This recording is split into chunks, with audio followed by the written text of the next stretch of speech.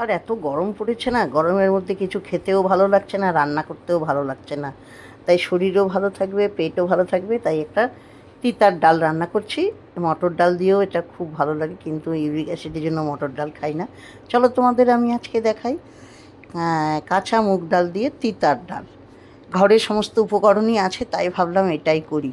আমার ছেলেও খাবে, তবে ছেলেকে ওর থেকে ঝিঙেটা আর ইয়েটা তো কিছু কিছু জিনিস তুলে দিতে হবে। চলো এবার দেখাই। এই যে উচ্ছেগুলো গোল গোল করে কেটে নিচ্ছি, এটা যেমন ইচ্ছা তোমরা কেটে নেবে। একটু ভেজে নিলাম, তবে যে একদম ঠাকা তেলে ভাজবো সেরকম না, অল্প করে ভেজে নিলাম। আর এগুলো খেলে না, খেতে দেখো তোমরা করে, যাদের ছেলেমেয়েরাও ভালোবাসে না তারা কিন্তু খাবে। আর তাদেরকে না হয় উচ্ছে আর এরপর যে সবজিগুলো দেবো সেগুলো বেছে দেবে, আমিও তাই করি। আমার ছেলে সেটাই, উচ্ছেটা তবুও খায়, কিন্তু সবজিগুলো খেতে চায় না, তার রসগুলো তো ঢুকে গেল, তাই এটা করি। তো উচ্ছেটা একটু ভেজে নিলাম, তেল কিন্তু অল্প তেলেই ভেজেছি, দেখো ওই তেলের মধ্যেই আমি এবার একবারে সোমবার দিয়ে বসিয়ে দেবো। এবার এটার মধ্যে দিলাম কি একটু সর্ষে, হ্যাঁ আমার কাছে সাদা সর্ষে ছিল, সর্ষে দিলাম। আর দেব রাঁধুনি। রাঁধুনি দিলে এত সুন্দর সেন্ট হয় কি বলবো বন্ধুরা। তোমরা শুক্তো রান্না করলেও রাঁধুনি দেবে, খুব ভালো লাগে। এই যে দিলাম, এবার চড়বড় করে ফুটছে। আর আমরা তিতার জিনিসে কিন্তু লঙ্কা দিই না। এই যে রাঁধুনি, দেখো রাঁধুনি দিলাম, দিয়ে নাড়িয়ে দেয়। প্রথমে রাঁধুনিটা না পাচ্ছিলাম না, এখন শুধু রাঁধুনি দিলেও হয়। যাই হোক আমি দুরকম দিয়ে দিয়েছি। দিয়ে এই যে দেখেছো লাউ, লাউয়ের এই বোটার দিকে যে শক্ত শক্ত অংশগুলো ডুমো ডুমো করে কেটে নিয়েছি, দেখেছো। আর ঝিঙেটাও কেমন কেটেছি, এর থেকে বড় কাটলেও হয়। আর লাউগুলো বেশি বড় কাটবে না, নাহলে সিদ্ধ হতে চায় না, শক্ত অংশটা দিয়েছি। খুব ভালো লাগে, বেশ একটু কচকচ করে কামড়ে খাবো, ভালো লাগে। একেবারে গলে গেলে সেটা ভালো লাগে না। এই যে একটু নাড়িয়ে নিলাম। আর ডালটা আমি মুগ ডালটা, কাঁচাই মুগ ডাল আগেই সিদ্ধ করে রেখেছি, অল্প একটু লবণ দিয়ে। কেন কাঁচা মুগ ডাল লবণ দিলে কিন্তু তলায় লাগে না, ভাজা মুগ ডালে তো আমরা সবাই জানি যে তলায় লেগে যায়।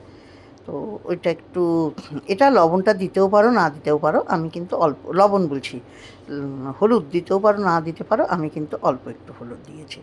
এই যে ভাজা হচ্ছে, দিয়ে এটা আস্তে আস্তে আস্তে, হ্যাঁ দেখেছো একটু আদা, এই যে আদা গুঁড়ো, থেতো করা থাকলে থেতো করেও দিতে পারো, আমার তো গুঁড়ো করা থাকেই ঘরে, সেটা দিয়ে দাম। আর এই আদার সঙ্গে রাঁধুনি, সর্ষে না দিলেও হয়, কিন্তু রাঁধুনি সর্ষে সব মিশে এত সুন্দর একটা ফ্লেভার আসে না, শুধুই আমি এক বাটি ডাল খেয়ে নিয়েছি। এই দেখ আমার মুগ ডালটা সেদ্ধ হয়ে আছে, ওটাও দিয়ে দিলাম এরপরে। ব্যাস, আর তো কিছু নেই এর মধ্যে, আর কিচ্ছু না। আর লবণ পরিমাণ মতো দেবে, এর মধ্যে মিষ্টি দেওয়ার কিছু নেই, আমরা অবশ্য মিষ্টি সব রান্নায় দিইও না।